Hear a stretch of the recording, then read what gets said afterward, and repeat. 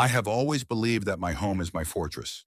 For 36 years, Sylvia and I lived in our two-story Victorian mansion on Maple Street, a house where every creaking floorboard told its own story, where I knew which way to turn the knob to make the old study door open without creaking, and where every spring the crocuses that Sylvia had planted the year our daughter Bethany was born bloomed under our bedroom window. Sylvia left at the end of last September, quietly in her sleep. It was preceded by 11 months of battling an inoperable pancreatic tumor. 11 months that drained us of everything: strength, hope, and finances. In the Jeffersonville professoriate, money was never the primary measure of success, but Sylvia and I had always prided ourselves on our financial independence.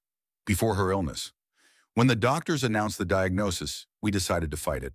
Standard insurance only covered basic treatment, but I couldn't watch Sylvia fade away day after day from nausea and pain after conventional chemotherapy. The experimental treatment at the Rowood Clinic cost an exorbitant amount of money. First, our savings were gone. Then I had to sell my collection of rare books that I had collected all my life. Finally, when it became clear that we were short of funds, I made the hardest decision of my life: to sell the house. "Willis, are you crazy?" Sylvia whispered when I told her of this decision. Her face, gaunt from her illness, was contorted with pain, but not physical pain. "This is our home, our whole life." "Home is just walls, Sylvie," I replied, trying to keep my voice steady. "Our life is us, and I'm not going to give up." That night she cried against my shoulder, and I could feel her tears seeping through the fabric of my shirt, burning my skin. I stroked her thinning hair, once luxurious brown locks, and looked out the window at the old oak tree we'd planted the year we were married. I was 66, Sylvia was 64, and I believed to the last that we would still have time to sit in rocking chairs on the veranda, watching our grandchildren play on the lawn. The house sold quickly. Old mansions in central Jeffersonville have always appreciated. We moved into a small rental apartment closer to the Rowood Clinic. The money from the sale of the house melted away quickly. Every new procedure, every experimental drug, every consultation with specialists. Sylvia held on bravely, though I could see how hard it was for her to be in foreign walls, among foreign smells, away from her garden. One evening, as I was helping her take a bath, her body had become so fragile by then that I was afraid to touch her. Sylvia suddenly said, "I'm sorry, Will. I was so looking forward to meeting my old age with you. We've done so much planning." "And we will," I lied, gently blotting her shoulders with a soft towel. "You'll see. This new therapy will help." She smiled and shook her head. In her gaze, I read what she didn't say out loud. We both knew the truth. On September 4th, Sylvia fell asleep and didn't wake up. I sat next to her, holding her hand, feeling her fingers gradually grow cold. More than anything, I wanted to follow her, to just close my eyes and cease to exist in a world where she no longer existed. But my heart beat traitorously alive in my chest, and my lungs continued to fill with air. The funeral was modest. Most of our friends had already passed away or traveled to different cities. Bethany flew in from Jeffersonville with her husband Adrian. I hadn't seen my daughter in almost a year. She was too busy with her jewelry career to visit her dying mother. Now she stood at the graveside, immaculate in her black dress, holding a bouquet of white lilies, flowers that Sylvia had never liked. "Daddy, are you okay?" Bethany asked after the ceremony as we drove to the wake at a small cafe nearby. "How can a man be who has lost half of himself?" I replied, staring out the window at the passing city. "You know, Aiden and I were talking," she faltered. "You shouldn't be alone. Why don't you move in with us in Jeffersonville? We have a big house, you'd be comfortable." I looked at my daughter, so much like Sylvia in looks, and so different in personality. Bethany had always been practical, calculating. Even now, her offer sounded not like an invitation to a grief-stricken father, but like a logical solution to a problem. "Thank you, darling, but I can manage. I have an apartment." "Dad, be realistic," she said with a steely tone in her voice. "You're 67 years old and you've just been under a lot of stress. A rented apartment. With what money? We know it all went to Mom's medical expenses." She was right, of course. There's hardly any money left. My professor's pension was barely enough for a modest existence. The apartment had to be vacated by the end of the month. "Think about it, Dad," Bethany added more gently. "You won't have to worry about anything. Aiden and I will take care of everything." The offer was tempting. Back to Jeffersonville, the town where Sylvia and I had lived most of our lives, to be closer to my only daughter. And I said yes, even though something inside me resisted the decision. 3 weeks later, I stood with 2 suitcases of belongings on the porch of Bethany and Aiden's house. It was a spacious 2-story house in one of Jeffersonville's best neighborhoods, the same house I'd once given them for their wedding. I remembered Bethany crying with happiness when I handed her the keys at their wedding party. "That's too generous, Daddy," she said then, hugging me. "Nothing is too generous for my girl," I replied, looking at Sylvia's happy face. But what Bethany didn't know, and what I never told Sylvia, was that I had secretly deeded the house to myself. It wasn't just a paternal instinct to protect my daughter. I knew Aiden Croft, that ambitious lawyer with the cold eyes, all too well. Behind his smiles and pleasantries, I sensed something calculating, almost predatory in him. Sylvia thought I was just jealous, not wanting to give my daughter to another man. Maybe that was partly true, but I also wanted to secure Bethany's future in case the marriage wasn't as perfect as she'd dreamed.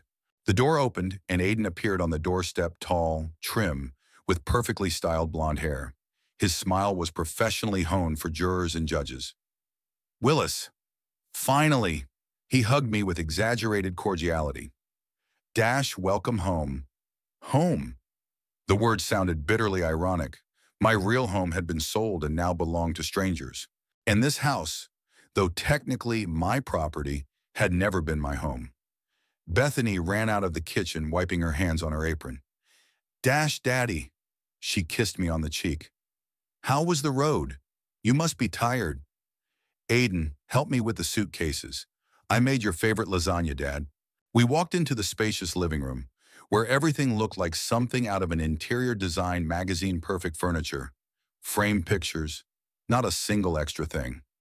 So unlike our cozy mess with Sylvia, where books were next to her needlework and my lecture notes could be next to her gardening gloves. "We've prepared a room for you upstairs," Bethany said.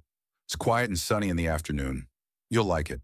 The room was really nice, spacious with a large window overlooking the backyard. A double bed, a desk, a bookcase. All new, impersonal, no history.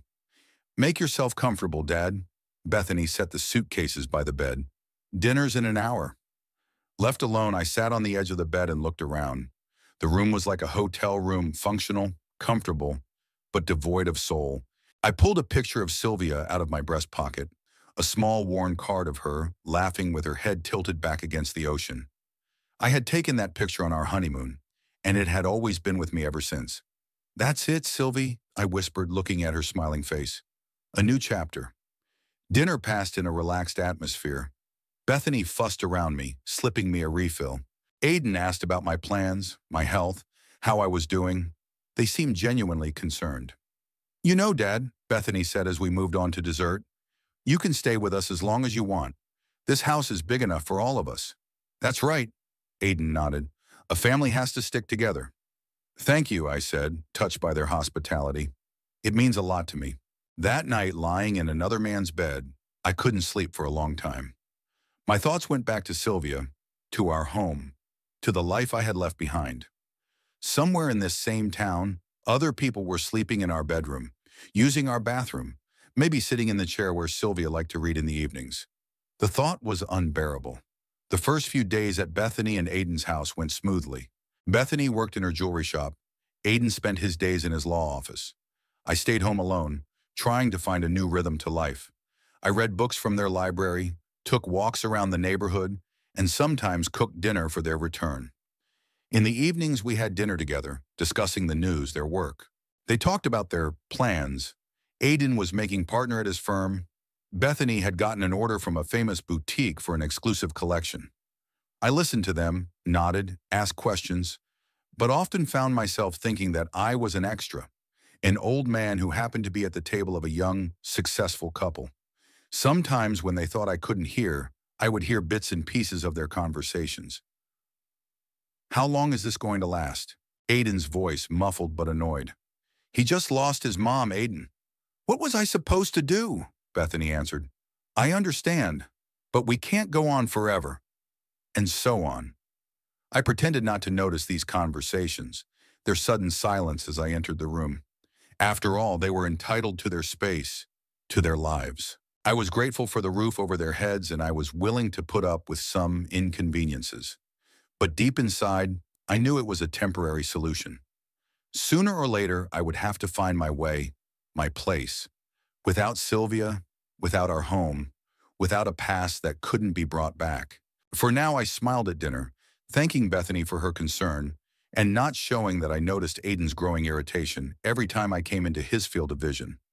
I was a guest in a house that technically belonged to me, a guest whose presence was slowly becoming less and less welcome. My second week at Bethany and Aiden's house began with a minor but significant incident. At breakfast, I accidentally spilled coffee on the tablecloth, a snow-white linen tablecloth that I later learned was a housewarming gift from Aiden's mother. "Oh my God, Dad!" Bethany jumped up, grabbing the napkins. "This tablecloth is handmade." "I'm sorry, honey." I tried to blot the stain with my napkin, but only smeared it even more. "Leave it," she said sharply, taking the napkin from me. "I'll do it myself." I noticed the look that Bethany and Aiden exchanged. There was something in it I hadn't seen before, an irritation bordering on contempt. "I'm sorry," I said again. My hands shook. "It's okay, Willis," Aiden said with a strained smile. "It happens." But his tone was clearly, "It happens to you too often." After breakfast, when Bethany and Aiden left for work, I decided to make amends by washing the tablecloth. In the laundry room, a shiny room with the latest appliances, I studied the instructions for the washing machine for a long time, but never dared to turn it on. Modern appliances with their touchscreens have always been a mystery to me. I ended up soaking the tablecloth in the sink with soap and water, as Sylvia did with delicate items. When Bethany came home and saw my attempts, her face contorted with horror. "What have you done?" she exclaimed. "This is the finest quality linen fabric. You can't wash it with ordinary soap." "I meant well," I mumbled. "For the best?" She snatched the wet tablecloth out of my hands. "Now it's hopelessly ruined." I stood there, feeling helpless and useless as my daughter wiped her hands with a kitchen towel, clearly holding back her anger. "I'm sorry, I wasn't thinking." "That's the thing, Daddy," she said tiredly. "You didn't think. You never think about the consequences." The words hurt more than she could have imagined. All my life, I thought about consequences when I planned for Sylvia and me, when I'd saved money for Bethany's education, when I'd put the house in my name to protect my daughter. But now I was just a clumsy old man ruining expensive things. "I'll make amends," I said quietly. "With what?" Bethany blurted out, and she bit her lip as if regretting what she'd said. We both knew I had nothing to make amends with. After paying for Sylvia's treatment, my savings were barely enough to cover my personal expenses. That was the turning point. From that day on, Bethany and Aiden's attitude toward me began to change more and more noticeably. The little tokens of affection disappeared. Bethany stopped asking me what I wanted for dinner. Aiden no longer stopped to talk to me on his way home from work. They started communicating with each other over my head as if I wasn't in the room. One night I overheard their conversation in the kitchen by accident. I went down for a drink of water and froze at the door when I heard my name.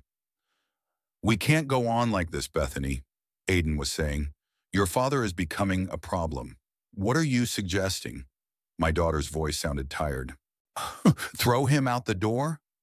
"There are facilities for the elderly, nursing homes with good care." "With what money, Aiden? You know he's got nothing." "What about his professor's pension? There's got to be something." "It's a pittance, barely enough for the cheapest nursing home. And do you have any idea what those places are like?" There was a pause, and I could almost physically feel Aiden holding back his irritation. "Then we'll pay for it ourselves," he said finally. "Better that than..." "Then what?" Bethany sounded challenged. "Than to go on living like this," he said quietly. "I love you, Bethany, but I married you, not your father." I silently walked back to my room, forgetting about the water. Lying in the dark, I thought about how quickly things had changed. A month ago, I was a respected Professor Hathaway with a loving wife and a home of my own. Now, I was a burden to be gotten rid of. The next morning at breakfast, Aiden hinted openly for the first time at what I'd overheard the night before. "Willis," he began without looking me in the eye, "Bethany and I have been thinking, you must be uncomfortable here. All these stairs are constant busyness. I'm quite comfortable, Aiden, I replied, buttering my toast with exaggerated care. Thank you for your concern. The thing is, he coughed, there are wonderful places for people of your stage of life, with medical care, with companionship, with activities. I looked up and met his gaze. Are you offering me a nursing home, Aiden? Dash. Dad, Bethany intervened. It's not just a nursing home. These are state-of-the-art residences for the elderly, with a pool, a library, a movie room. And how much do you think such residences cost? I asked. They looked at each other. We could help, Bethany said hesitantly. At least partially. Partially, I repeated. And the rest? Well, you have a pension, Bethany looked away, which barely covers my medication and my most basic needs. There was an awkward silence. Aiden tapped his fingers nervously on the table. Nah, we just want what's best for you, Dad, Bethany finally said. Of course, honey, I smiled, getting up from the table. I understand.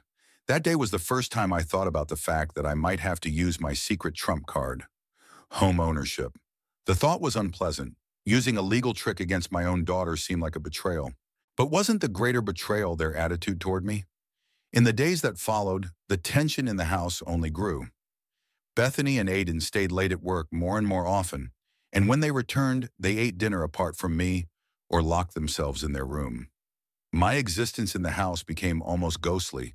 I tried not to make any noise, not to leave any trace of my presence, literally tiptoeing around the house. One day, I decided to call my old friend and colleague Percival Tottingham. Perry was a lawyer specializing in property law, and it was he who had once helped me put a house in my name. Willis, old boy, he exclaimed when he heard my voice. I haven't heard from you in ages. I'm so sorry about Sylvia. She was a wonderful woman. Thank you, Perry, I said, smiling involuntarily. My old friend's voice brought me back to the days when we were young teachers, full of ambition and energy. How are you? The same. Semi-retired, grandchildren, fishing on weekends. How are you? Where are you?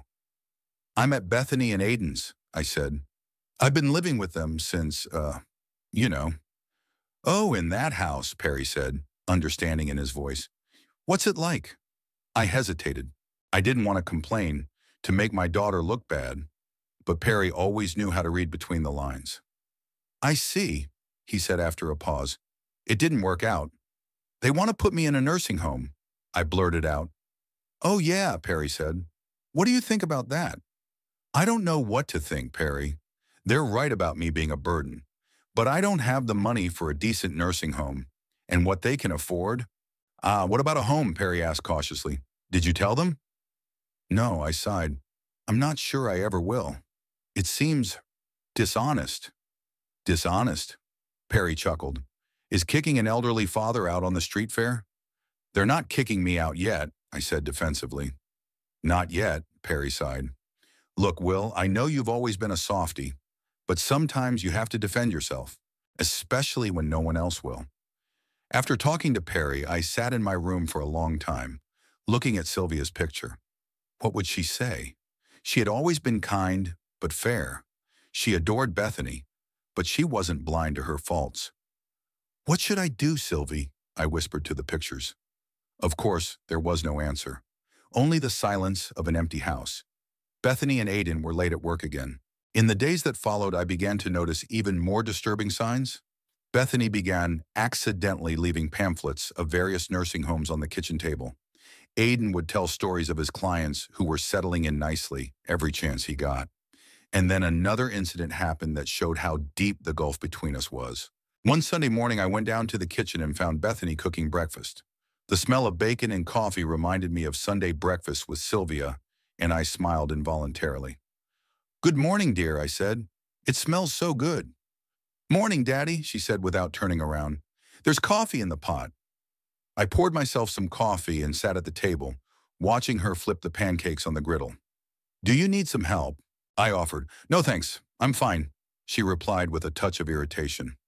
A few minutes later, Aiden walked into the kitchen, fresh from his morning run. That smells delicious.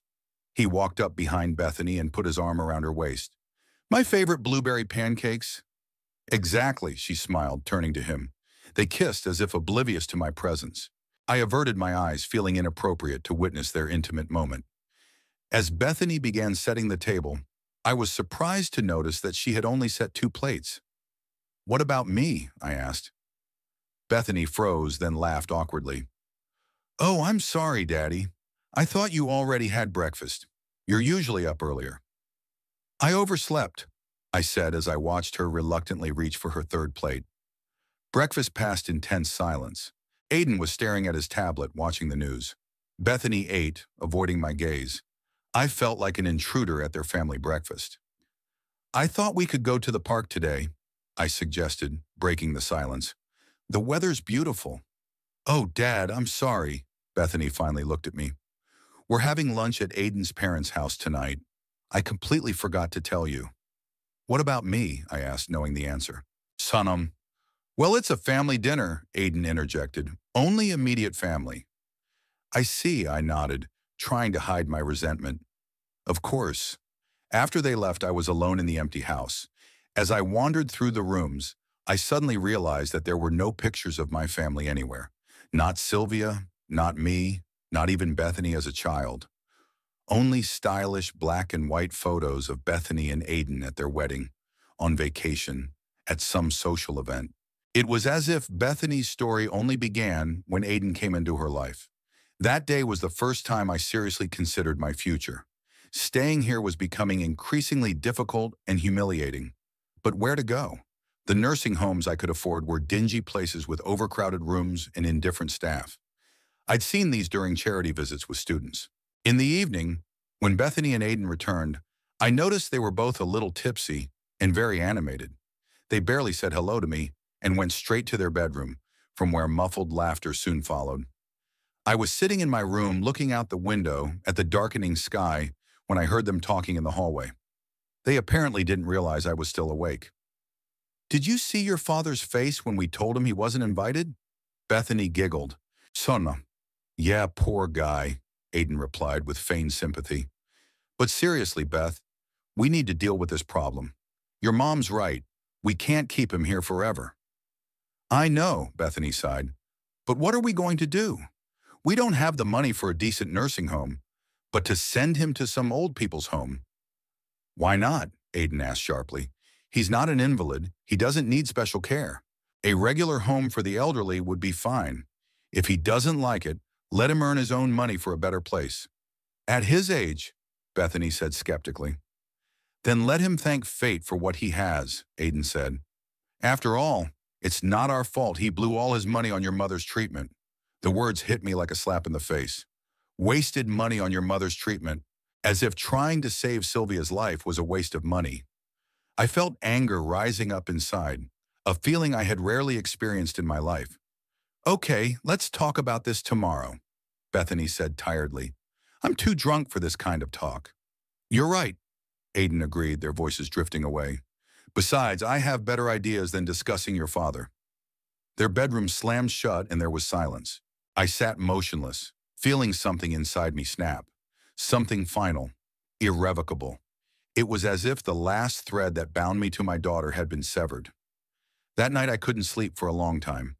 My thoughts swirled around everything I'd heard, around the utter disregard with which Aiden had spoken of Sylvia's treatment, around Bethany's acquiescence. When had my daughter turned into this heartless person? Or had she always been like this, and I just didn't want to see it? Toward morning, I made a decision. I pulled out my phone and found Perry's number. I hadn't called yet. It was still early, and I needed to think it over carefully. But for the first time in a long time, I felt something akin to determination. They want to get rid of the burden? Well, maybe soon they won't have to worry about that, except that the consequences may not be what they expect. The incident that turned my life upside down occurred in mid-November, a cold Tuesday afternoon, when the sky over Jeffersonville was covered with heavy gray clouds. I woke up that day with an uneasy feeling of unease. My joints were aching, a sure sign of impending rain. But that wasn't what bothered me. For the past few days, the tension in the house had reached an almost palpable level. Bethany and Aiden barely spoke to me, and if they did, it was short and irritated, as if every word they said to me was worth the effort. I came down to breakfast later than usual. The kitchen was empty. Bethany and Aiden had already left for work. There was an empty coffee cup and a plate of crumbs on the table. No sign of breakfast for me. It was becoming a habit by now. I sighed and put the kettle on, pulling a box of oatmeal out of the cupboard. After making myself a modest breakfast, I sat down at the table and unfolded the newspaper Aiden usually left behind. My fingers slid across the glossy paper, and suddenly I noticed some notes in the margins, in Aiden's handwriting. Normally I didn't pay attention to his notes, but today my gaze happened to catch his name. Willis, St. James House, dash get prices, St. James House. I knew the place, an old Victorian building on the edge of town, converted into an economy nursing home. As a young man, I had attended charity concerts that my colleagues and I put on for its residents. It was a dreary place, with cramped rooms and the smell of medicine and old age permeating even the curtains. A place where those who had no one to take care of them were sent to live out their lives. So they did decide, without talking to me, without discussing the options. They just found the cheapest nursing home and were going to send me there like unwanted furniture in a warehouse. I set the paper aside, feeling my hands shaking, not from fear, but from anger. Anger was an unfamiliar feeling for me. All my life I had been a soft person, avoiding conflict. Sylvia often said I was too kind to people, that I lacked a healthy selfishness. "You let others decide for you, Will," she used to say, and she was right. At that moment, I decided I'd had enough. It was time to act before they carried out their plan. I went up to my room and pulled out my phone to call Perry. But then I changed my mind. No, I had to talk to Bethany first, give her a chance to explain herself. Maybe I misread the situation. Maybe there was something else behind those notes. I spent the entire day on pins and needles, waiting for Bethany and Aiden to return. By late afternoon, it started to rain. A light drizzle at first, then a real downpour, pounding the roof. The weather matched my mood perfectly. Around 7 p.m., I heard the front door slam and voices in the hallway. They'd come back together, which was rare. Usually Aiden was in the office late. I walked down to the living room where they were standing, shaking raindrops off their clothes. "Good evening," I said, trying to keep my voice neutral. "Ah, Dad." Bethany looked up. Her face expressed tiredness and irritation. "Hi. Shauna, we need to talk," I said, deciding not to waste time on small talk. "About what?" Aiden asked, hanging his wet coat on the hook. I took a deep breath. "I saw your notes in the paper this morning, about St. James's house." They exchanged quick glances. A flicker of irritation flashed across Aiden's face.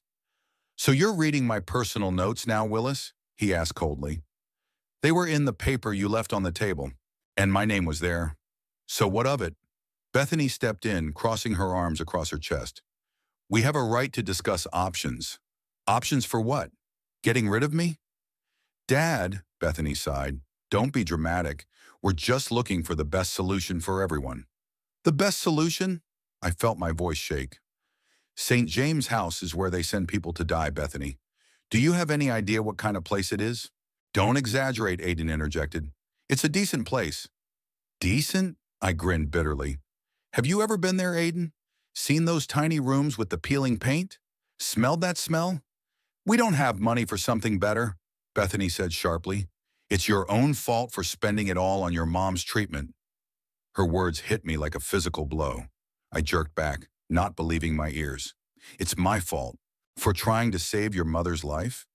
"You could have been smarter," Bethany continued, clearly not noticing or not wanting to notice the pain her words were causing. "All those experimental methods, private clinics, what did it change? She was still dead." "Bethany!" I looked at my daughter, not recognizing her. Where was the little girl who cried over a wounded bird? That teenager who gave her pocket money to a homeless man? "How can you say that?" "I'm telling the truth, Dad. You've always been an impractical idealist, always thinking with your heart instead of your head. And this is what it's led to. No house, no money, just a burden on your daughter." There was a long pause. I looked into my daughter's eyes and saw only cold calculation. No love, no gratitude. Only irritation and a desire to get rid of the problem. "I never thought of taking care of my parents as a burden," I said quietly. "When you were a child and sick, Sylvia and I didn't count the days until you were well enough to stop being a burden. We just loved you and cared for you. That's different, Bethany brushed it off. I was your child. And I'm your father. I felt a lump rise in my throat. Didn't that mean anything? Look, Willis, Aiden interjected, stepping forward. Let's be realistic. We're not throwing you out on the street. We're looking for the right place for you. St. James House isn't ideal, but it's a roof over your head, 3 meals a day, medical care. And how much are you willing to pay for this not ideal place, Aiden? I asked, looking him in the eye. He faltered. Bethany and I were thinking, considering your pension. Well, maybe we'd add a little extra for a while until you got settled in. I see, I nodded. So you're going to send me to the cheapest nursing home and not even fully pay for it, while continuing to live in the house I once bought for you. That was my first overt reference to the true state of affairs with the house. I saw Bethany frown. What do you mean you bought it for us? You gave us the money for the down payment, Dad. We're grateful for that. But we've been paying the mortgage on our own ever since. I shook my head, but decided not to reveal all the cards just yet. It wasn't time yet. Forget it, I said. The point is, you want to get rid of me by shoving me into a place you'd never even take a tour of. We want to solve the problem, Aiden said firmly. And yes, your presence here has become a problem. A problem? I looked at him bitterly. I've become a problem in your perfect life? Well, good. Then tell me straight up, do you want me to leave? Yes, Aiden answered without hesitation. We want you to leave. I shifted my gaze to Bethany. She stood with her eyes down, but after a moment she looked up and nodded. We can't go on like this, Dad. It's too hard on all of us. I looked at my daughter, the only child for whom Sylvia and I had been willing to make any sacrifice. The daughter I'd carried on my shoulders, the one I'd read bedtime stories to, the one I'd comforted after the first heartbreak. And now she stood in front of me, cold and alien, ready to throw me out of her life like an unnecessary thing. I see, I nodded, surprised at my own calm. When were you planning to tell me your decision? We were going to talk to you this weekend, Aiden said, to discuss things in a civilized manner. Civilized, I repeated. How noble of you. My sarcasm didn't escape Aiden. His face reddened with anger. You know what, Willis? I'm tired of beating around the bush. Yes, we want you gone, and the sooner the better. You've become a liability. You're always dropping things, forgetting things, messing up our stuff. We can't have friends over because you're always here with your old stories and habits. Aiden, Bethany said warningly, but he seemed to snap out of it. No, let him know the truth. Bethany and I didn't sign up for this, to take care of a decrepit old man who can't even take care of himself. We have our own lives, our own plans. We want kids, damn it, not to run your nursing home. Aiden, that's enough, Bethany shouted, but it was too late. I stood there, stunned not so much by Aiden's words, but by the fact that Bethany hadn't really tried to stop him, to protect me. She was only concerned with the form, not the content. I can see that, I said slowly. Well, since I'm such a burden on both of you, I'll relieve you of it. Right now. I turned around and walked toward the stairs. Dad, wait! Bethany rushed after me. Aiden overreacted. We didn't mean... You know damn well that's exactly what you meant. I didn't turn around. He just said out loud what you were both thinking. I went up to my room and started packing. There wasn't much. 2 suitcases of clothes, a box of books, a few photos and personal items. My whole life fit into a couple of bags. I acted mechanically as if in a dream.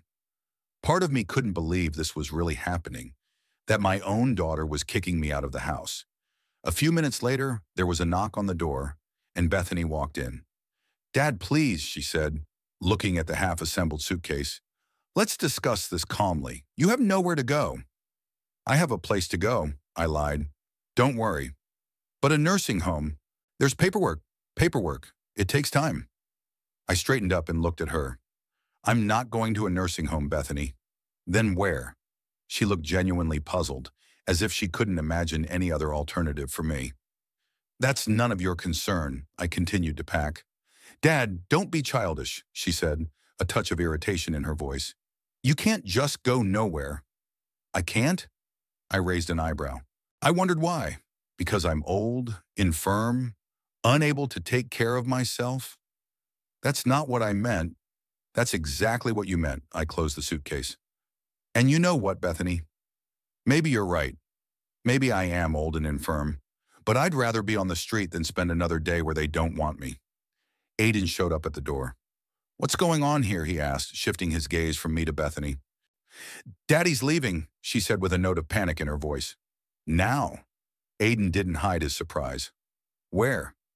Not your concern, I repeated, zipping up the other suitcase. Look, Willis. Aiden took a step into the room. Yes, I overreacted, but that doesn't mean you have to leave right now. In the middle of the night. In the rain. Isn't that what you wanted? For me to leave as soon as possible? Ekranchinom. We wanted to find a good place for you, Aiden said patiently, as if he were explaining something to a child. Not to throw you out on the street. What's the difference? I took the suitcases. Dash St. James's or the street dash. What do you care where I am? The important thing is that it's not here, right? I moved toward the door. Aiden didn't back down. You're being unreasonable, he said, blocking the passage. Back off, Aiden. My voice was suddenly firm. Or what? He grinned. Are you going to hit me, Professor? Aiden, stop it, Bethany exclaimed. Dad, please, let's calm down and discuss everything. There's nothing to discuss. I looked Aiden straight in the eye. Do you want me to leave? I'm leaving. Now get out of my way. For a moment we stood frozen in this stalemate. Then Aiden backed away slowly, letting me pass. As you wish, he said. So just don't come back with your hand out in a week when you realize you have nowhere to go. I didn't answer and walked past him. As I walked down the stairs, I could hear Bethany and Aiden arguing muffledly about something. When I reached the hallway, they came down next. Dad, please. Bethany looked worried. At least tell me where you're going. Why? So you can sleep easy knowing the old man isn't frozen under a bridge somewhere? Don't say that, her voice trembled. I'm just worried. You are. I looked at her sadly. You know, Bethany, when I moved in with you, I really believed that you were worried about me, that you invited me to live with you out of love. But now I realize it was out of obligation, or even worse, to look good in the eyes of others. Look what a good daughter I am, taking in my widowed father. It's not true, she whispered, but I could see in her eyes that I'd hit the mark. I won't burden you anymore, I said, grabbing the doorknob. Wait. Aiden suddenly walked over to the closet and pulled out a box. Don't forget your heirlooms. He set the box at my feet. Stacked in it were the photo albums I'd brought with me, the history Sylvia and I had captured on film. Albums I kept in the bottom drawer of the dresser in my room. Were you going through my things? I asked, feeling a new wave of anger. I was helping Bethany with the cleaning, Aiden shrugged. They were taking up a lot of space. I stared at the man and couldn't believe my daughter had tied her life to him. Cold, calculating, lacking in basic empathy. Thank you for your concern, I said, picking up the box. I would hate the thought of my heirlooms taking up precious space in your perfect home. I opened the door. It was pouring rain outside, hard and cold. I stepped under it, feeling the drops immediately soaking my jacket. Dash, Daddy, Bethany shouted from the doorway. At least wait until morning, or take an umbrella. I didn't turn around. With a box and 2 suitcases, I slowly moved along the path to the gate. God, what a stubborn old man, I heard Aiden's voice. Leave him alone, Bethany. He'll come back when he realizes it's not honey outside. But he could get sick, or something could happen. And that will be his choice. Aiden cut him off. We don't need a feeble old man like him anymore. Go away, Willis, he shouted after me. Don't come back. I heard the door slam. They went back inside, leaving me out in the rain. I stood in the middle of the street, soaked to the skin, with 2 suitcases and a box of photographs. A 67-year-old professor with no home, no family, no future. And suddenly I smiled. Not with joy, of course, from the realization of the finality of what was happening. Now there was nothing stopping me from doing what I should have done a long time ago. I took my cell phone out of my pocket and dialed a number. Percival Tottingham, a familiar voice answered after the 3rd ring. Perry, it's Willis, I said, feeling the rain running down my face. I need your help. The cab stopped at the entrance to the Pine Forest Motel around 10 o'clock at night. The rain was still pouring like a bucket, drumming on the roof of the car. The driver, a man in his 40s with an unshaven face, turned to me. "Here we are," he said, nodding at the dim neon sign. "Are you sure this is the right place for you?" I understood his hesitation. The pine forest didn't look like the kind of place where decent people stopped of their own free will. It was a one-story G-shaped building, clad in age-darkened wainscoting, with a row of doors opening onto a nearly empty parking lot. In the middle of the parking lot was a rusty pickup truck and a beat-up motorcycle covered with a tarp. "Yeah, that's right," I said, holding out the money. "Wouldn't the Central Hotel be better? It's about the same price there, but much—" "Thank you, but this is where I need to go," I interrupted him. The driver shrugged, took the money and got out to get my suitcases out of the trunk. I stepped out into the rain, turned up my collar, and headed toward the motel office. Inside it was stuffy and smelled like cigarettes. Despite the no smoking sign on the wall, a woman in her 50s with dyed red hair and a tired face sat behind the counter, leafing through a magazine and occasionally glancing at the small television hanging from the ceiling. "Good evening," I said. She looked up and gave me an appraising glance. An older man in soaked clothes carrying two tattered suitcases. "What can I do for you?" she asked without much enthusiasm. "I need a room. For a few days. Single or double? A single will be fine." She started filling out the form. Dash name? Willis Hathaway. Dash address? I faltered. I didn't have an address anymore. 16 Maple Street, I said, giving the address of the house Sylvia and I had sold almost a year ago. Somehow I found it easier to lie than to admit I was homeless. She paid no attention to my pause, continuing to fill out the form. "Length of stay? I haven't decided yet. Maybe a week." "120 a night," she said. "Deposit is 200. We accept cash or credit cards."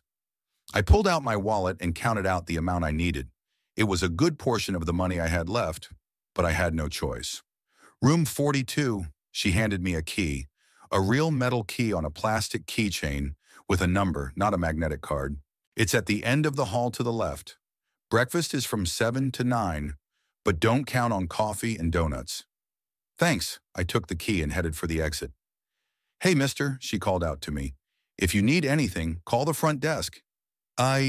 She paused. "It's quiet in here." "I hope you're not the noisy type."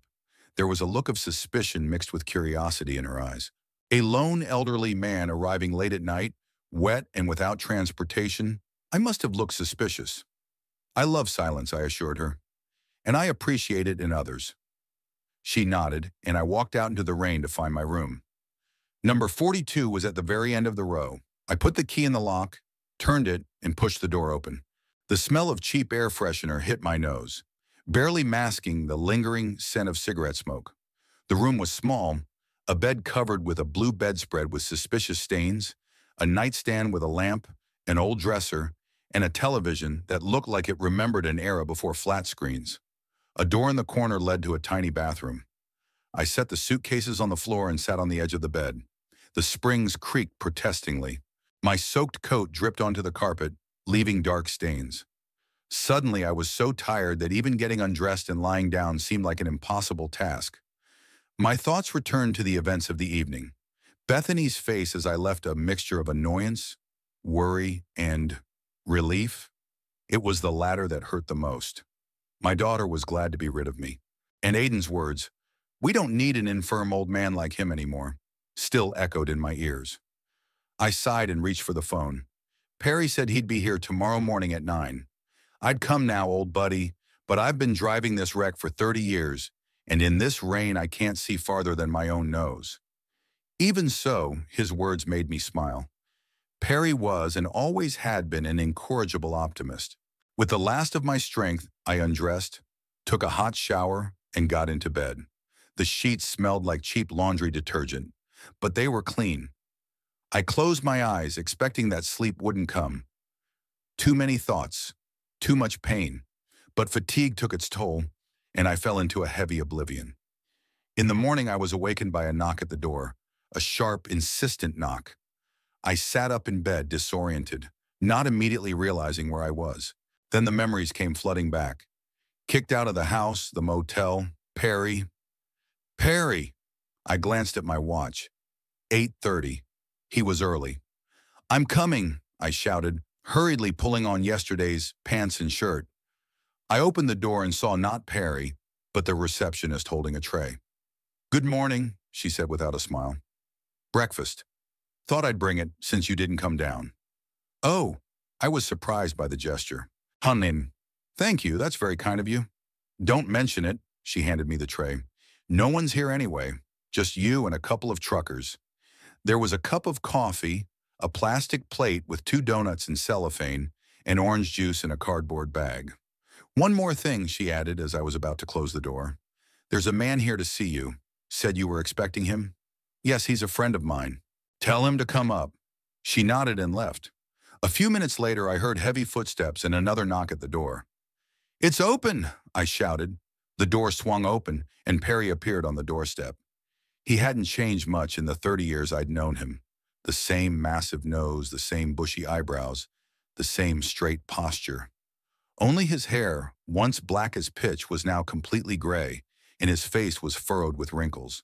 But the eyes, shrewd, intelligent, were the same. "Will, old man," he stepped into the room and hugged me tightly. "What the hell happened to you?" I told him briefly what had happened last night, leaving out the most painful details.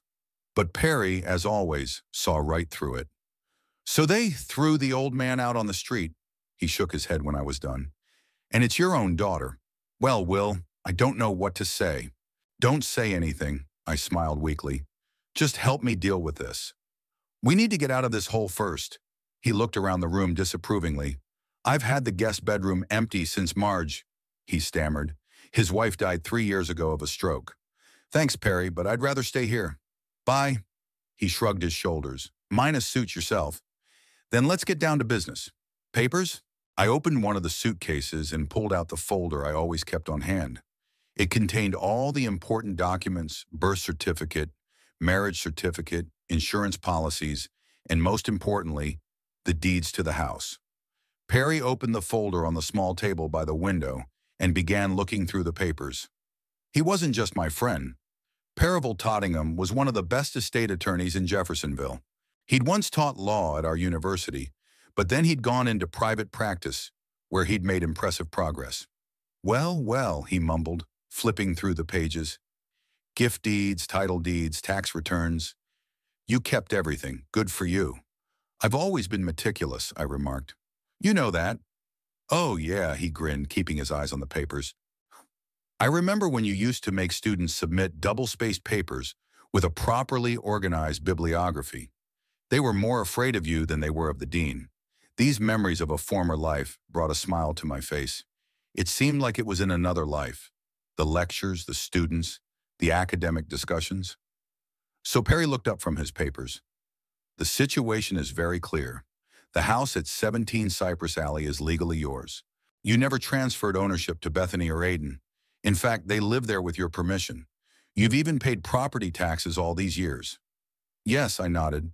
"I set up an automatic payment from my account. Bethany thought I just gave them the money for the down payment, and they paid the rest through the mortgage. And really, I actually paid for the house in full. The mortgage payments they made went into a special account set up in my name. I wanted to give them the illusion of responsibility, but at the same time, to protect Bethany in case—" I hesitated. "In case Aiden wasn't such a great husband," Perry finished for me. "Exactly," I sighed. I'd never fully trusted him. There was something about him that was calculating. I was afraid that if the house was deeded to both of them and the marriage broke up, Bethany might be left with nothing. "Smart," Perry nodded. "But why didn't you tell Sylvia about it?" I paused, remembering. "Sylvia? She was too straightforward for this kind of game. She would have insisted that we explain everything to Bethany, and I was afraid Bethany would tell Aiden, and it would put unnecessary strain on their marriage. Besides," I grinned bitterly, "I'd hoped I'd never have to use that." "Insurance," Perry nodded understandingly. "Well, now we have every reason to act. Legally, you have every right to demand that they vacate the house, or start paying you market rate rent." "I don't want money, Perry," I said quietly. I stopped, not knowing how to phrase my feelings. Revenge? Justice? Or just wanting Bethany to realize what she'd done? The 3 days at the Pine Forest Motel had become a ritual for me. I didn't leave my room except for a modest breakfast in the motel's small dining room. The rest of my time was spent in reflection, reading old books I'd managed to save, and preparing for the next phase of my life. Perry came by every day, updating me on the legal process, bringing groceries and newspapers. "It's done," he said on the third day, entering my room with the look of a man satisfied with his work. "At 4 o'clock this afternoon, a sheriff's officer will deliver the eviction notice." I looked at my watch. It was about 2 o'clock. So soon. I suddenly felt anxious. Despite everything that had happened, Bethany was still my daughter, and the thought of her world turning upside down in a few hours had mixed feelings. The sooner the better. Perry sat down across from me, placing a thick file folder on the table. "I got a court order for immediate eviction. Given the circumstances, the judge was understanding." "What circumstances?" I asked. "Sure. Well, Perry said, a little embarrassed. "I'm a little embellished the situation. Said they threw you out by force, that you were effectively homeless because of their actions. Judge Hammond is a sentimental old fool, especially when it comes to the elderly." I shook my head, not knowing whether to laugh or get angry. "Perry, you always were a master of persuasion." "That's my bread, old boy," he grinned. "By the way, I've done something else here." He pulled a piece of paper out of a folder and handed it to me. It was a printout of a bank account, the same one where Bethany and Aiden had been transferring their mortgage payments over the years. "I consulted a financial advisor," Perry said. "That money officially belongs to you, but we can make it so that your daughter can't claim it even through the courts." "What's that for?" I asked, looking at the figures. The sum was impressive. More than $120,000 for 10 years. "Because," Perry explained patiently, "when they get the eviction notice, their first reaction will be anger. The second is to try to sue you, and they might try to get back the money they think they put into your house." It got me thinking. Money had never been a major value to me, but now that I was without a home and a steady income, that amount of money could provide me with a relatively comfortable life for a few years. "What do you suggest?" I asked. "Put the money in a special trust account," Perry replied. "Officially, they would be yours, but with restrictions that would make any legal claims difficult." I nodded in agreement. Perry had always had a knack for anticipating potential problems and dealing with them up front. That was why he was such a successful lawyer. "All right," I said. "Do what you think is right." "Great," Perry gathered up the paperwork. "I'll call you when the officer delivers the notice. In the meantime." He looked around the dreary motel room. "Why don't we take a walk? It's a nice day, and you could use some fresh air." I shook my head. "No, Perry. I'd rather stay here. I don't want to risk accidentally running into Bethany or Aiden." Perry nodded understandingly and left, promising to come back tonight. Left alone, I went to the window and pulled back the faded curtain. It was indeed a beautiful day. A clear sky, bright sunshine, and a light breeze swaying the branches of the trees. Such a contrast to the storm raging in my soul. I thought about how Bethany would react when she found out the truth. Would she be shocked, angry, or maybe ashamed of her actions? The part of me that still saw her as the little girl with pigtails I'd taught to ride a bike, hoped for the latter. But the other part, the more realistic part, was preparing for the worst. At 4 hours and 15 minutes, the phone rang. It was Perry. "The case is done," he said without preamble. "Officer Clayton delivered the notice personally into your daughter's hands. She was home alone." "And how did she react?" I felt my heart clench. "Clayton said at first she was just shocked. Then she started saying something about a misunderstanding, that it was their house, that they were paying the mortgage. But when he showed her the title deeds with your name on them..." "What then?" Then she turned pale and sat down on the porch steps. All she said was, "That's impossible." I was silent as I pictured the scene. Bethany had always been proud of her house, always renovating it, updating the furniture. For her, the house was a symbol of success, stability, a certain status in society. "What now?" I finally asked. "Now they have to vacate the house within 3 days," Perry replied. "If they don't do so voluntarily, the sheriff has the right to use force." "Force?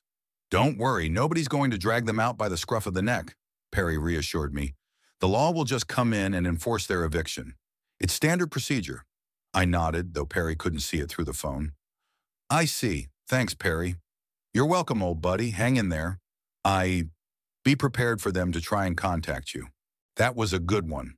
Not an hour later, my phone started ringing off the hook. Bethany called first. I saw her name on the screen and didn't answer. Then Aiden. No answer either. Then Bethany again. And again. And again. And again. At some point, I just turned the sound off and put the phone on the nightstand with the screen down. I wasn't ready to talk to them. Not now, when the wound was too fresh and the emotions too raw. Around 7 p.m., there was a knock on the door. I tensed. What if it was Bethany or Aiden? Had they somehow found out where I was staying? Who is it? I asked, going to the door but not opening it. It's me, Perry, came a familiar voice. I opened the door with relief. Perry was standing there with a bag from the Chinese restaurant and a bottle of whiskey. Thought you could use a proper dinner and some good company, he said, walking into the room. You're on time as always. I was genuinely happy to see my friend.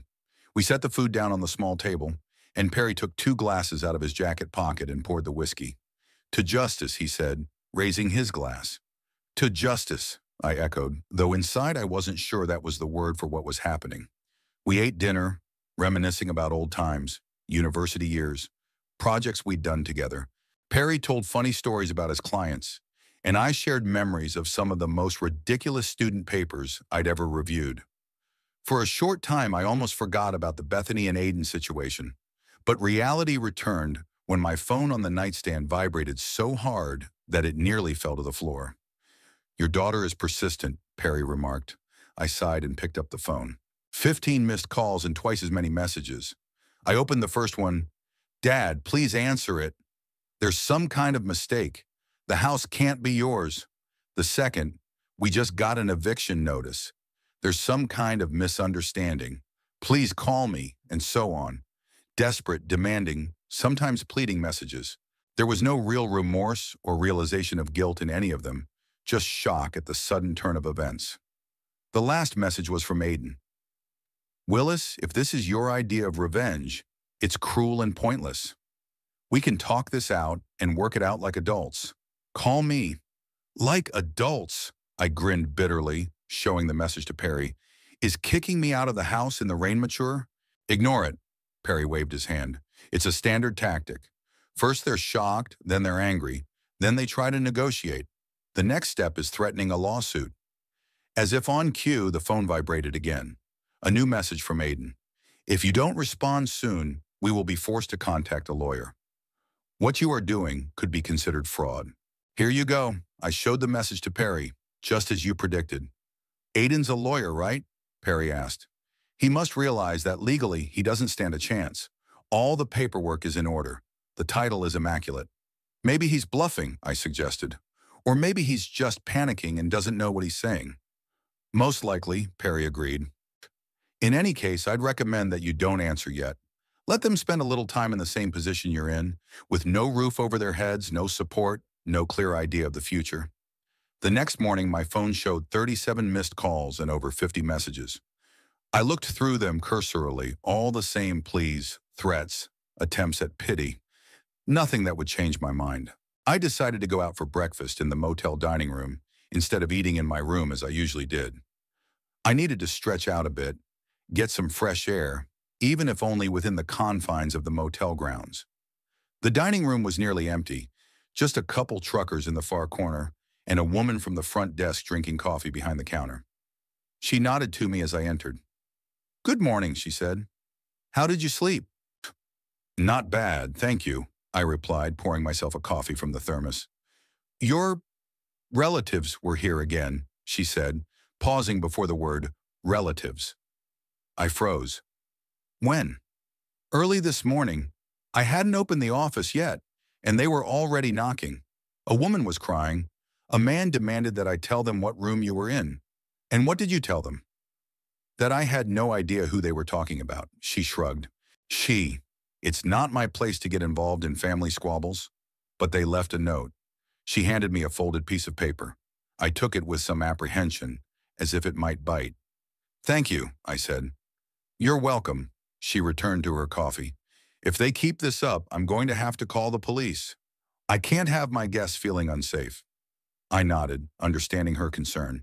Grabbing a coffee and a donut, I walked out onto the small veranda in front of the motel, sat down at a plastic table, and unfolded the note. The handwriting was Bethany's, nervous, with heavy pressure. Some of the letters blurred as if tears had dripped onto the paper. Dad, we understand. You're angry, and you have every right to be. We've behaved terribly, but please don't do this. We're not ready to be evicted. We don't have another place to live. Give us at least a month to find an apartment. I'm begging you. Bethany, I folded the note and put it in my pocket. Part of me wanted to soften, to give them time. But the other part, the part that still felt the pain of their betrayal, reminded me that I hadn't been given a day to find a new place to live. I finished my coffee, staring at the deserted road in front of the motel. In 3 days, Bethany and Aiden would have to leave the house. They'd be panicking, looking for me all over town, begging for mercy. And I would be sitting here in a cheap motel on the outskirts of Jeffersonville, waiting for justice to be served. But was it justice? Or just revenge disguised as justice? I didn't know the answer to that question, and perhaps I never will. It had been 2 weeks since Bethany and Aiden had been evicted from the house. I hadn't been present for it. Perry had insisted I stay out of any possible conflict, but he told me how it had happened. The sheriff and 2 deputies pulling up to the house in the early morning hours. Aiden trying to protest and threatening a lawsuit. Bethany sitting silently on the couch, unresponsive to anything around her as the officers loaded their belongings into a rented van. Hey, they didn't fight back, Perry said when we met at a cafe across town. Physically, at least. Aiden made some noise, of course, but that was more for the record. I think by then they realized they were legally powerless. And Bethany? I asked, feeling a strange emptiness inside. She cried. Perry looked away. It wasn't a pretty sight, Will. She kept asking where you were, why you were doing this to them. I didn't say a word. What could I say? That it was just revenge for their cruelty? Or that I was hurting too, despite the validity of my actions? Where are they now? I asked after a pause. As far as I know, they have an apartment in Pineview, Perry answered. Pineview? A neighborhood on the outskirts of Jeffersonville, known for its cheap apartment buildings, high crime rate, and general lack of livability. Not the kind of place Bethany and Aiden, with their claims to high social status, were used to living in. I see. I took a sip of coffee, trying to deal with my conflicting emotions. What about the house? The realtor I hired says there are already several interested buyers. The house is in good condition, the neighborhood's upscale. I think we can sell it for $400,000, maybe more. $400,000, a sum that had recently seemed unimaginable to me, now seemed quite real. Money that could give me a fresh start, a new life. What do you plan to do next? Perry asked, looking at me carefully. You can't live in this motel forever. No, of course not, I smiled weakly. In fact, I'd already done something about it. That same day, I met with Elizabeth Ramirez, my former colleague from the economics department. Elizabeth had always been a kind soul. She was the one who organized all the faculty parties, remembered all the staff members' birthdays, and was the first to come to my aid in times of need. When I called her and briefly explained my situation, she didn't ask me any questions, but immediately offered to meet me. We sat in the university cafe, where we used to have lunch between lectures. Elizabeth hadn't changed much. The same lively brown eyes, the same warm smile. Only there was more gray in her dark hair. Willis, she said after I'd told her the whole story, I'm so sorry. I knew that Sylvia, she stammered, but I didn't realize the situation was so serious. No one did, I shrugged, including myself. What do you plan to do now? She asked, just like Perry had a few hours earlier. Start over, I answered. Find a place to live. Get back to normal. Maybe even teaching. I'm only 67, not that old. Elizabeth tapped her fingers thoughtfully on the cup.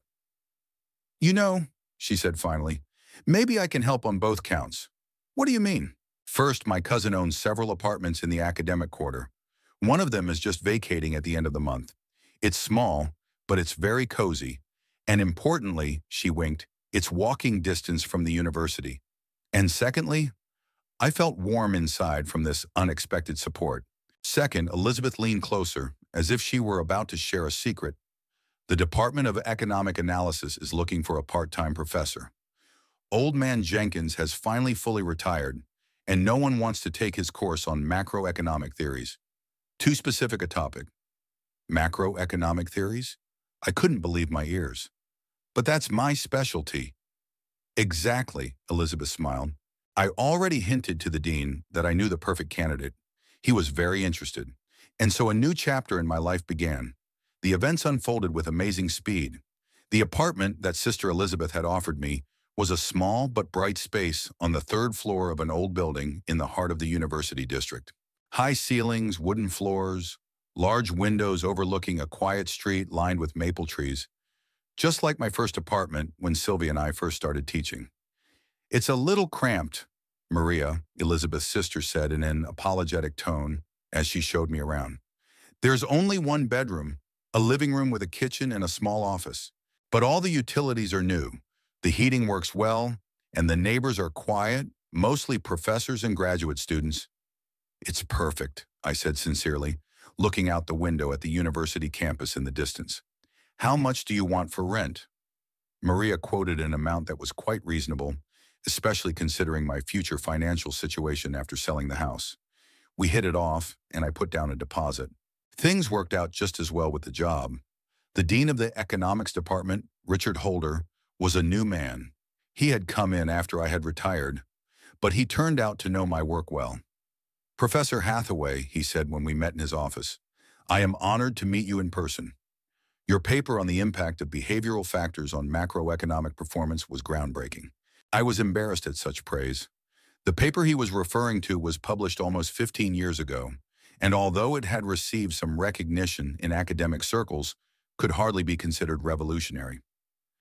You exaggerate my merits, Dean Holder, I said. Not at all, he shook his head vigorously. I used your methodology in my doctoral dissertation, and I must say it works flawlessly. After a brief conversation about modern economic theories and teaching approaches, we got down to specifics. A course in macroeconomic theories, 2 seminars a week, said the dean, plus counseling for students writing theses on this topic. What do you say? It sounds, perfect. I felt a warm feeling inside. Returning to teaching, to what I'd always loved and was best at, seemed like a symbolic step. A new beginning, a new life. Well done, Dean Holder glowed. When can you start? As soon as I've settled on a place to live, I replied. A couple weeks, I think. Everything was going surprisingly well. It was as if fate itself, which had treated me so cruelly in the last few months, was now trying to make amends. But in my heart, I knew that it was not fate, but people like Perry, Elizabeth, Maria, and Dean Holder, who were there to lend a helping hand in times of need. The house on Cypress Alley sold for $420,000, more than Perry and I had realized. After paying all the taxes and commissions, I had about $390,000 left, plus $120,000 in a special account for Bethany and Aiden's mortgage payments. Together, it was a substantial sum that, if managed wisely, could provide me with a comfortable life for many years. What do you plan to do with that money? Perry asked when we met to celebrate the successful transaction. Some of it will be invested in safe securities, I replied. I'll keep some of it for operating expenses. And, I paused, I'm thinking of setting up a small fund for student scholarships. Scholarships? Perry raised his eyebrows. Isn't that a little altruistic? I smiled. Maybe. But you know, Perry, a long time ago, when I was a student barely making ends meet, a scholarship from an anonymous benefactor helped me. Without it, I never would have finished my doctorate. Now I want to repay that debt, not to that person, of course, but just the world. Perry shook his head, but there was approval in his eyes. You've always been too good for the world, Will, he said, even now, after everything that's happened. I'm not sure I am, I thought of Bethany and Aiden, of my decision to evict them from the house. But I'm trying. In mid-December, exactly a month after that memorable night I'd been kicked out of the house, I moved into my new apartment. I didn't have much stuff. 2 suitcases of clothes, a few boxes of books that Perry had helped me salvage from Bethany and Aiden's house, and a few new pieces of furniture I'd bought especially for the new apartment. Maria, Elizabeth's sister, helped me with the arrangement. She had an amazing talent for making a space cozy with minimal effort. Under her guidance, the modest apartment was transformed. New curtains dimmed the bright lights, a soft rug in the living room created a sense of warmth, and several paintings by local artists enlivened the walls. "This is home now," Maria said when we were done. I looked around and felt she was right. This wasn't just a temporary shelter, not the motel room where I'd spent almost a month. This was home, my home, where I could start a new life. That evening, I sat in a chair by the window, looking out at the snow-covered streets of the university neighborhood and sipping hot tea. On a table nearby were notes for my first lecture, which was due in 2 days. I felt a strange excitement, almost like the first day of my teaching career many years ago. The phone rang, breaking the silence of the apartment. It was Perry. "How's settling in?" he asked instead of greeting me. "It's fine," I answered. "The apartment is cozy, the neighbors are quiet. I'm going to the university tomorrow, and I've got to get my office ready for the start of the semester." "Good for you, old boy." Perry's voice was genuinely warm. "Sonner, you deserve this new beginning." "Thanks, Perry. Couldn't have done it without you." "Nonsense," he chuckled. "I only helped a little with the legal side of things. The rest is all you're doing." We talked some more about holiday plans. Perry had invited me to Christmas, and I gratefully accepted. Then after a little silence, he said, "I saw your daughter today at the supermarket on Oak Street." I tensed. I tried not to think about Bethany and Aiden, pushing the painful memories out of my mind with new worries and plans. "And how was she?" I asked, trying to keep my voice neutral. "Not so good," Perry answered honestly. "She looks haggard, gaunt. She noticed me, but pretended not to recognize me." I didn't say anything. What could I say? That I was sorry, but was it true? Part of me, the part of me that was still a father, really ached for my daughter. But the other part, the part that remembered the humiliation and betrayal, couldn't find any real sympathy. "I hear Aiden's in trouble at the law firm," Perry continued after a pause. "They say he might be stripped of his partnership. Losing his house, moving to Pineview, it's all taken a heavy toll on his reputation." "I'm sorry to hear that," I said. And to my surprise, it was partly true. I didn't want them to suffer, not Bethany, not even Aiden. I just wanted justice, and maybe a lesson they'd remember for the rest of their lives. "Did they try to contact you?" Perry asked. "No," I shook my head, though he couldn't see it through the phone. "Not a call or text since we met at the motel." "Maybe it's for the best," Perry said thoughtfully. "A clean break, with no attempt to glue together what couldn't be repaired." Maybe he was right. Maybe some relationships really are impossible to repair after a certain point. But somewhere deep inside, I still saw Bethany as the little girl who would run to me with open arms when I came home from work. After talking to Perry, I couldn't sleep for a long time. I couldn't stop thinking about Bethany. I pictured her in a small apartment in a dysfunctional neighborhood, maybe crying at night, maybe cursing me, and Aiden, whose career was crumbling because of the loss of status associated with the prestigious house. I woke up this morning with an unexpected thought. I pulled out my phone and dialed Perry's number. "Do you know their new address?" I asked as soon as he answered. "Whose?" Perry mumbled sleepily. "Will, do you know what time it is?" I looked at my watch. It was only 6 in the morning. "I'm sorry," I said. "I meant Bethany and Aiden. Do you know where exactly in Pineview they live?"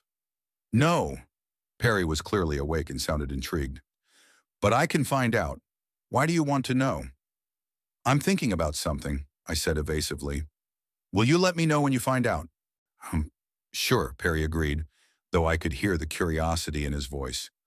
"But aren't you going to do something impulsive?" "Don't worry," I assured him. "No impulsive decisions. Just something I've been thinking about for some time now." After breakfast, I went to the bank, where I had an appointment to talk to a financial advisor about the distribution of the proceeds from the sale of the house. A young woman named Sarah helped me develop an investment strategy that would provide a steady income with minimal risk. "Is this $120,000 in a separate account?" she asked as she reviewed my documents. Do you want to include them in your overall investment portfolio? I thought for a moment. No, I said at last. I have other plans for that money. When I got home, I found a message from Perry. Pineview Apartments, Building 6, Apartment 23. Don't do anything stupid, Will. I smiled. Perry knew me too well, or thought he did. For the next few days, I was completely absorbed in preparing to start teaching. Dean Holder provided me with a small but cozy faculty office where I could work and receive students. I updated my old lecture materials, familiarized myself with the latest research in macroeconomics, and met with other faculty members. To my surprise, many of them knew me from publications or had heard of me from colleagues. I was greeted with respect and warmth, which were especially valuable after months of isolation and stress. Getting to know the young faculty and graduate students was especially gratifying. Their enthusiasm and fresh perspective on the economic theories I had taught for decades was contagious.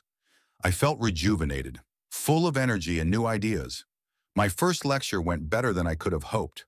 The audience was full. About 50 students, from sophomores to graduate students, came to hear the legendary Professor Hathaway, as Dean Holder introduced me. I began with an overview of classical macroeconomic theories, but quickly moved on to more modern concepts, including behavioral aspects, which have always been the focus of my research. The students listened with interest, asked questions, and engaged in discussions. 2 hours flew by. After the lecture, a young student came up to me, tall, with intelligent eyes and a determined expression.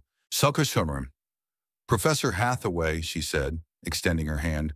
I'm Luna Chen, a graduate student. Your paper on behavioral factors in macroeconomics was the basis for my master's thesis. It's an honor to listen to you live. I shook her hand, feeling strangely excited. Seeing your ideas continue to live and grow in the work of young scholars is a special satisfaction that I had almost forgotten during my years of enforced absence from academia. Thank you, Ms. Chen, I replied. I would be happy to discuss your work if you have an interest in further research in this area. Of course, her face brightened. I have some ideas that I would like to discuss with you, perhaps during your counseling hours. So step by step, I returned to the life I had always loved, a life full of intellectual challenges, discussions, new ideas, and, most importantly, the opportunity to share knowledge with the younger generation. I met Christmas at Perry's, a quiet, homey celebration with a traditional dinner and the exchange of modest gifts. We talked about old times, about plans for the future, but avoided the subject of Bethany and Aiden. Perry seemed to realize it was still a sore subject for me and tactfully didn't broach it. Before I left, however, he did ask, "You never told me why you wanted their address." I smiled. "You'll find out soon enough," I said. "Just trust me. After the new year, I finally put my plan into action. Through a law firm unrelated to Perry to avoid his possible objections. I sent Bethany and Aiden a formal letter. It contained a certificate for $120,000, all the money they'd been paying as a mortgage all these years. These funds, I wrote, belong to you by right. They were deposited with the intention of purchasing a house, and while I am not legally obliged to repay them, I believe it is the right thing to do. Use them for a new beginning. Willis Hathaway, I didn't expect a reply and didn't get one. But through Perry, who had his sources in Jeffersonville legal circles, I learned that they had cashed the check and moved out of Pineview to a more decent neighborhood shortly thereafter. "Why did you do that, Will?" Perry asked when he found out what I had done. "After all they'd done to you?" I thought about that question for a long time. Why? Out of guilt? Out of residual fatherly love? Or just because it seemed right? "You know, Perry," I finally answered, "I've spent my life teaching students that economics isn't just about money. It's about the choices we make and the values that guide us. I've just made choices that are consistent with my values." Perry shook his head, but in his eyes I saw understanding and maybe even respect. "You're a better man than I am, Will," he said. "You always have been, and you always will be." In the spring, as the campus turned fresh green and students spilled out onto the lawns between lectures, I often sat on a bench outside the faculty office, observing this young energy and life. My course turned out to be one of the most popular in the faculty. I supervised several theses, and even began work on a new paper co-authored with Luna Chen, the same graduate student who approached me after the first lecture.